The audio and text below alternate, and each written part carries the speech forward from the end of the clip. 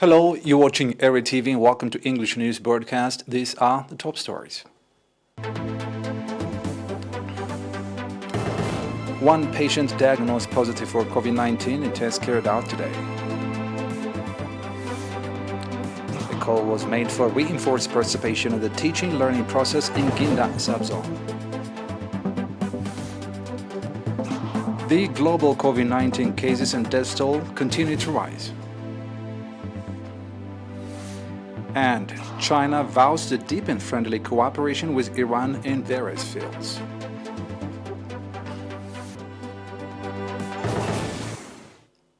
The local news. We have an announcement from the Minister of Health. One patient has been diagnosed positive for COVID-19 and tests carried out today at a quarantine center in Asmara Central region. On the other hand, two patients who have been receiving medical treatment in hospitals in the Central region have fully recovered and are being discharged from these facilities. The total number of recovered patients has accordingly risen to 6,597, while the number of deaths stands at 38. The total number of confirmed cases in the country to date has increased to 6,647. Minister of Health, Asmara, September 4, 2021. At an assessment meeting conducted on the 28th of August in Ginda subzone, a call was made for strengthening relationship between parents and students and the schools as well communities for the development of the teaching-learning process.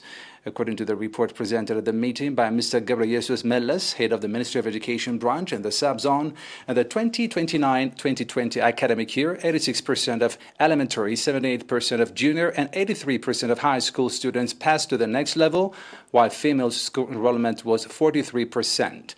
Mr. Ghebreyesus also said that the nomadic way of living, a lack of follow-up by parents coupled with the COVID-19 pandemic, a number of students' school dropout has been registered. He also said out of the high school students that took the National School Living Examination, 18 students have scored marks for the degree, 18 for diploma, and 49 for certificate programs. Mr. Ali Ahmed, head of the Ministry of Education branch in the Northern Red Sea region, called for integrated effort on the part of parents and administration to identify the cause for the students' school dropout and address the problem. The participants conducted extensive discussion of the report presented and adapted various recommendations. There are over 35 schools ranging from kindergarten to high school providing educational service to over 15,000 students in Ginda subzone. This is according to reports.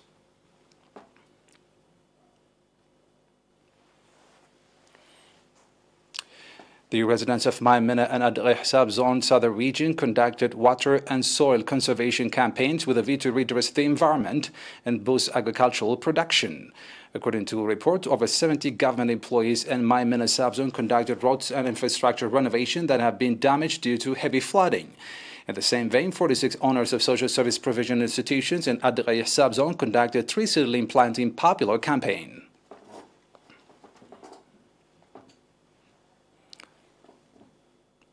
And now back with international news after a short break.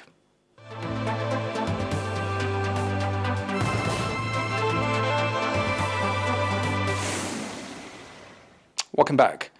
The global COVID-19 cases rose to nearly 290 million, with the deaths toll exceeding 4.53 million. This is according to media reports.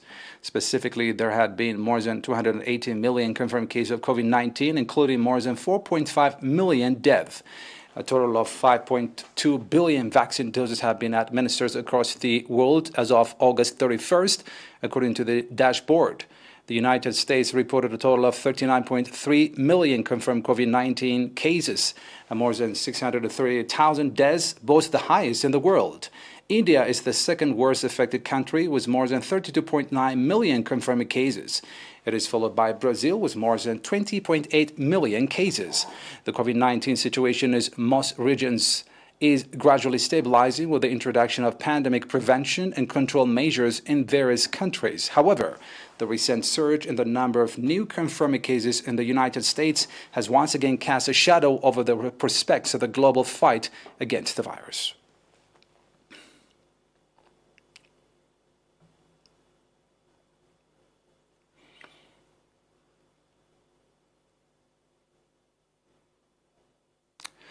China is to deepen friendly cooperation with Iran in various fields. This according to Chinese State Councilor and Foreign Minister Wang Yi.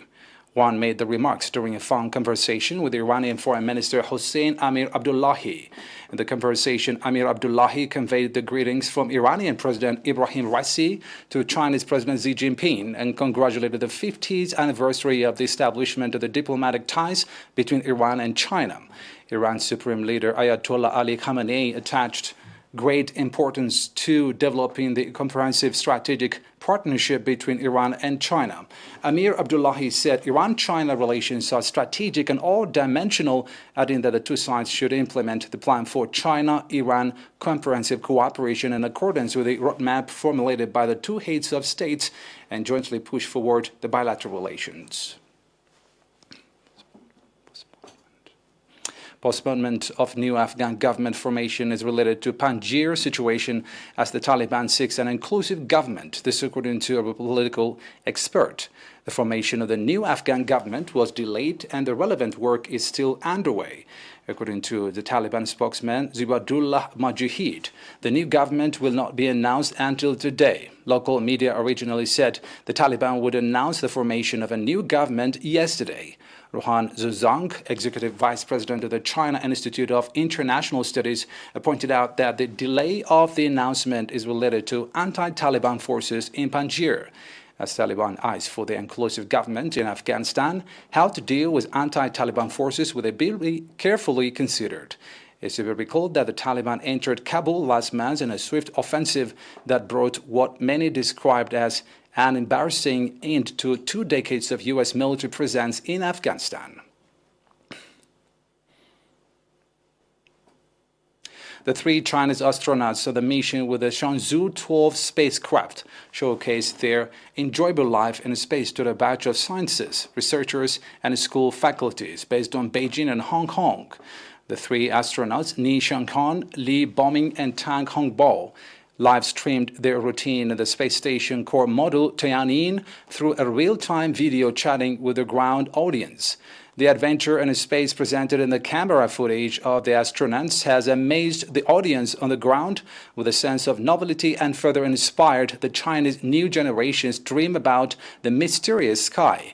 The event was organized by the Laysan Office of the Central People's Government in the Hong Kong Spatial Administrative Region Government and the China Manned Space Agency and was attended by about 300 researchers, teachers, and students. And a reminder of the top stories. 1 patient diagnosed positive for COVID-19 in tests carried out today. A call was made for reinforced participation in the teaching learning process in Ginda subzone. The global COVID-19 cases and death toll continue to rise. And China vows to deepen friendly cooperation with Iran in various fields.